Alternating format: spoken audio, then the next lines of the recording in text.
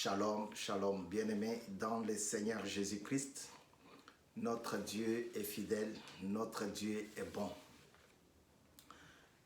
Le roi de gloire est tout-puissant, le Dieu que nous invoquons ici est fantastique, redoutable dans les combats, redoutable dans le soutien. Je vous bénis et vous salue tous et toutes dans le nom glorieux de notre Seigneur et Sauveur Jésus-Christ. Merci à toute l'équipe de JPipkin de m'avoir confié cette tâche de nous apporter la parole de Dieu. Sur ce thème, Dieu notre Père. Dieu notre Père n'est pas un slogan, mais une parole puissante, une parole de sollicitation, de délivrance alors qu'on se rend compte d'un danger imminent. Nous traversons une époque très critique, une époque non seulement marquée par la souffrance, mais par la jalousie, par la haine et par les turbulences. C'est dans ce sens-là que je vois Dieu notre Père. Les turbulences, c'est tout ce qui est lié au combat, aux difficultés sociales, économiques, politiques. C'est tout ce qui est lié à l'affrontement quotidien de chacun d'entre nous. Aujourd'hui, l'affrontement, les difficultés, les turbulences, le combat, les haines, les jalousies, c'est cette disparition brutale, c'est ce départ de notre maman, de notre diaconesse, de notre sœur. C'est un départ qui nous fait mal parce que nous sommes face à face avec ces deux parts, cette disparition. Mais il va falloir que toi et moi, nous puissions apporter une parole de force, une parole de sollicitation de délivrance à notre sœur Dodo.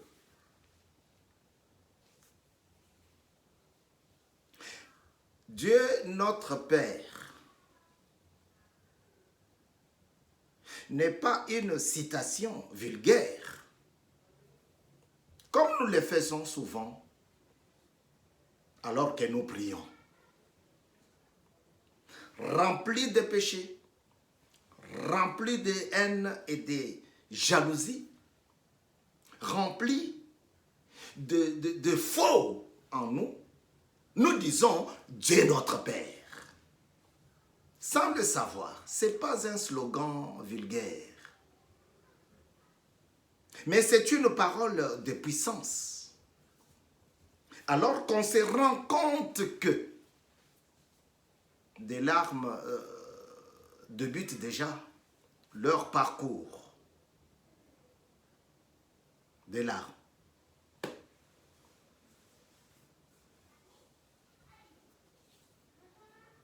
Mais pas seulement des larmes, mais aussi le fiasco qui se manifeste.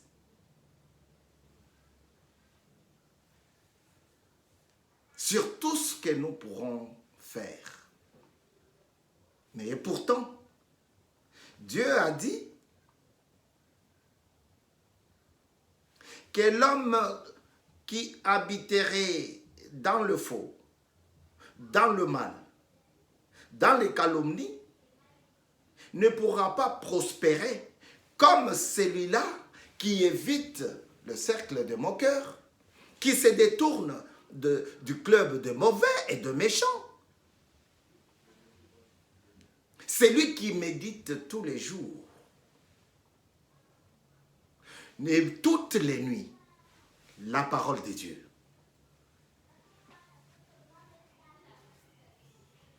Dieu notre Père n'est pas un code au développement que nous attendons en cette époque. Pour notre pays, la RDC. Ce n'est pas un code que nous attendons des pieds fermes. Est-ce que ça marchera? Est-ce que le départ de maman va m'affecter toute ma vie? Est-ce que la disparition de la diaconesse va impacter l'Église? Est-ce que? Voilà tant de questions qu'on peut se poser en ces temps-là. Dieu est notre Père. Mais c'est une parole d'encouragement et de force à cette âme qui tergiverse. Dieu notre Père n'est pas quelque chose de facile, mais c'est une parole d'encouragement et de force à cette âme qui tergiverse encore.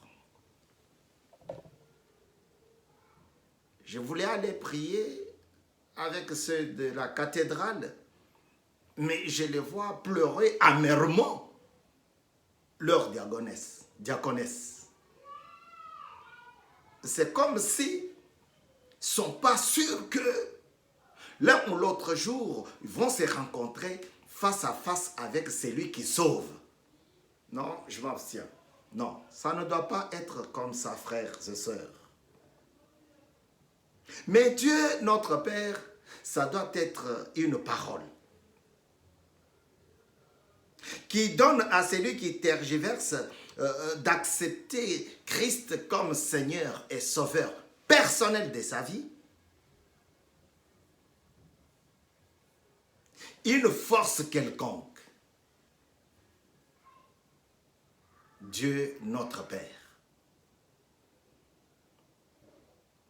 C'est cette force-là qui va l'accompagner sur cette marche avec le roi qui sauve. C'est lui, Jésus, qui arrange déjà la place pour notre diaconesse. Dieu, notre Père, c'est enfin pour aujourd'hui, parce que je dois quand même m'arrêter.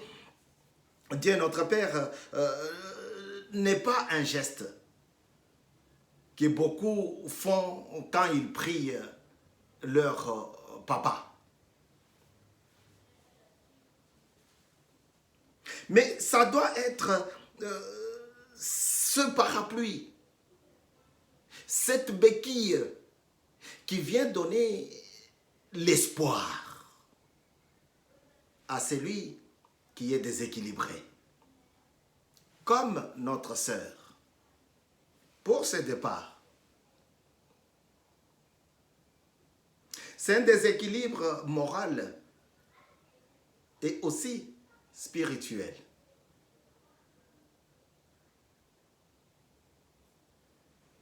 Dieu notre Père est là pour nous réconforter, pour nous faire voir qu'il y a cet appui-là toujours dans nos vies, inséparable. Dieu notre Père. Dieu notre Père, c'est pas une parole qui doit sortir comme ça, sans rien laisser comme impact. Frère, même si tu la prononces, il faut que ceux qui sont à tes côtés, ceux qui sont à ta compagnie, ceux qui sont avec toi, comprennent que tu as vraiment appelé Dieu comme ton papa biologique. Dieu notre Père. Alors qu'il descendait, après avoir quitté l'Égypte, qu'il descendait, se dirigeant vers la mer Rouge, dont certains ne connaissaient pas la forme, mais qui entendaient. Alors, ils arrivent là et ils sont au bord de la mer Rouge. Ils ne peuvent pas traverser. Ils lancent un coup, ils lancent un défi, ils lancent un cri à Dieu.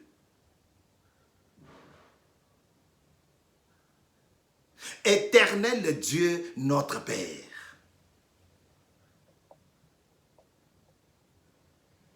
Dans l'Exode, on dit bien, quand on a fait entendre au Pharaon que les Israélites sont en train de partir.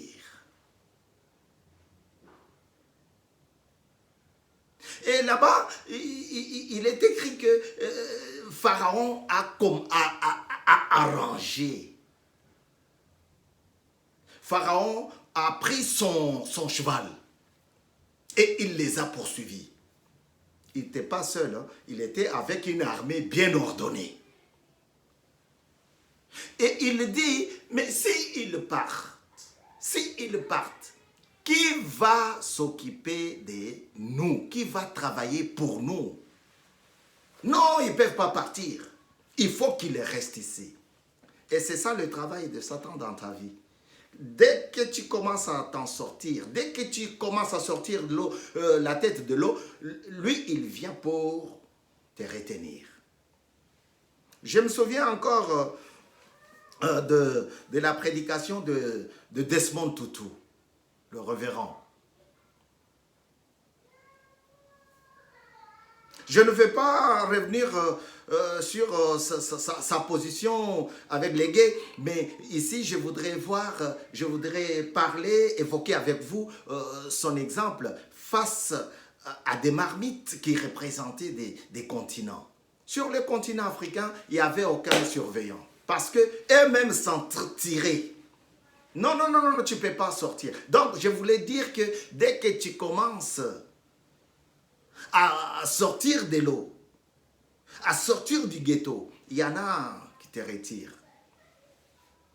Et là, tu peux crier, Dieu, mon Père, Dieu, notre Père.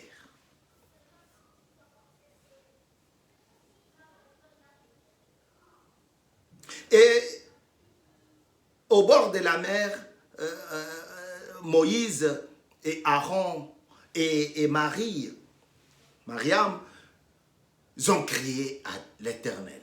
Dieu a scindé la mer Rouge. Il l'a bien scindé que les enfants d'Israël ont traversé.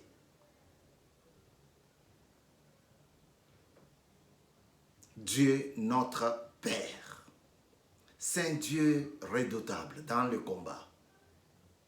Alors que les larmes coulent, prennent leur parcours, comme je le disais tout à l'heure, Dieu est là pour nous réconforter. C'est un appui dans les moments de détresse. C'est ce Dieu-là que moi j'étais pris d'invoquer pour que nous puissions réconforter notre sœur. Oui, bien sûr, frère Marcel est passé par là. Il y a encore des séquelles dans son moral. Et nous prions toujours pour que Dieu puisse l'assister, les assister aujourd'hui. Dieu, notre Père. Dans Luc chapitre 15, les disciples demandent à Jésus, augmente-nous la foi. Augmente-nous la foi. Mais dans Matthieu 6, les mêmes disciples qui avaient posé la question à Jésus, est-ce que ces messieurs-là devant nous, voilà les combats dont j'ai parlé, les turbulences, les difficultés sociales. Alors, ces messieurs-là devant nous, il est né aveugle, un aveugle né. Dites-nous, le mentor, dites-nous, toi, notre enseignant, notre docteur, notre professeur, notre bishop, archibishop, révérend, est-ce que c'est de sa faute ou bien la faute de ses parents? Est-ce que c'est à cause de son péché ou bien le péché de ses parents?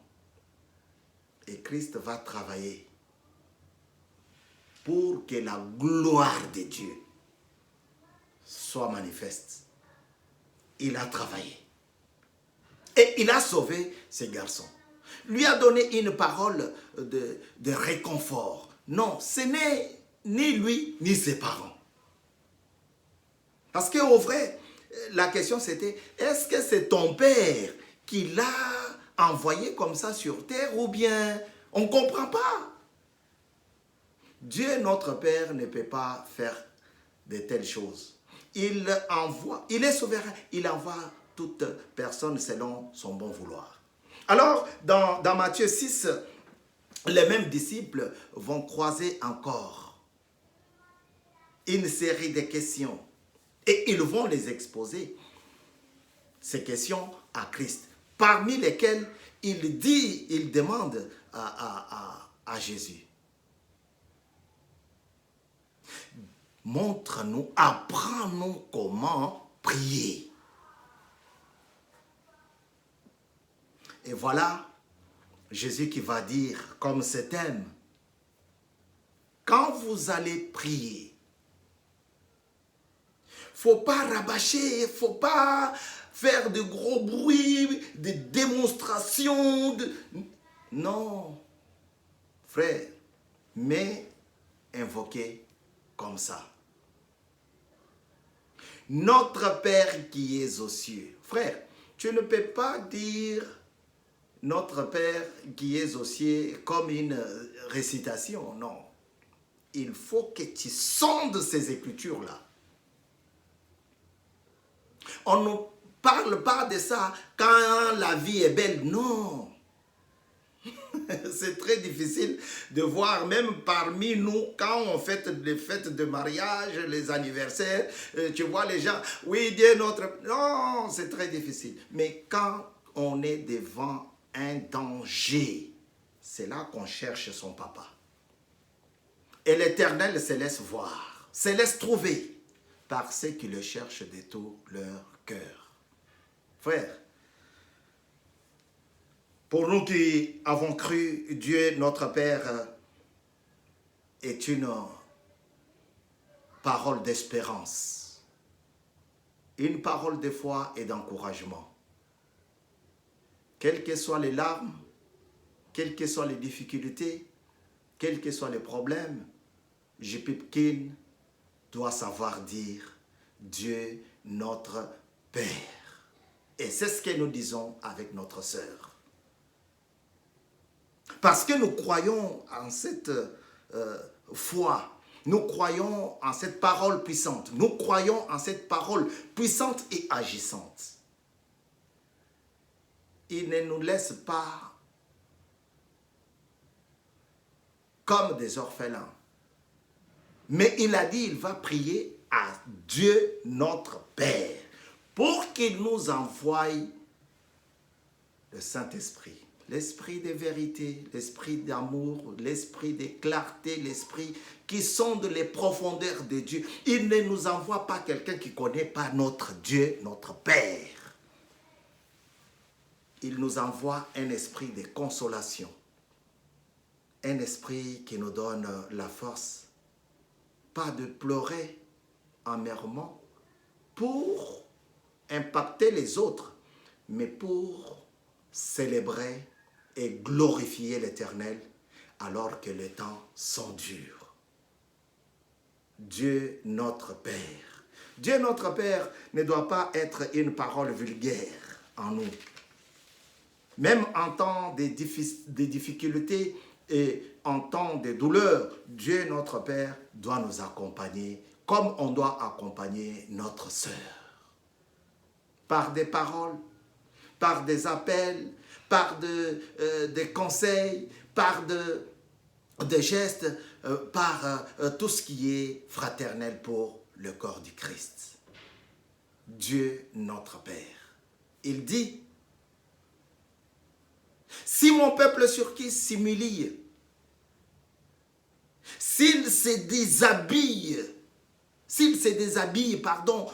de son péché, s'il abandonne son péché, s'il se détourne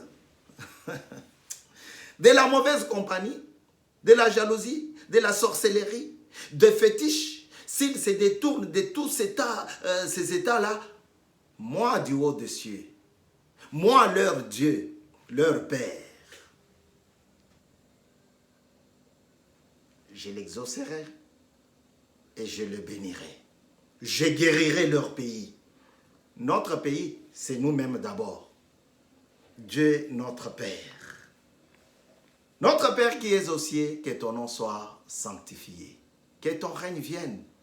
Que ta volonté soit faite sur la terre comme au ciel. Mais cette volonté-là doit aussi se manifester quand il nous prend l'un après l'autre, l'une après l'autre. Et nous devrions être forts, fortes, pour sa seule gloire. Je Pépkine, restons soudés, restons bénis. Que la gloire de Dieu, que la puissance de l'Éternel et sa miséricorde nous accompagnent en tout temps, au nom de Jésus. Nous avons ainsi dit. Amen. Chers tous, je vous bénis au nom de Jésus. Il m'a été demandé de nous apporter cette parole, cette exhortation, que l'Éternel continue à bénir, à sauver. C'était votre frère, Bavon Kassongo Badia, Moukoulou. Soyez bénis. Ciao.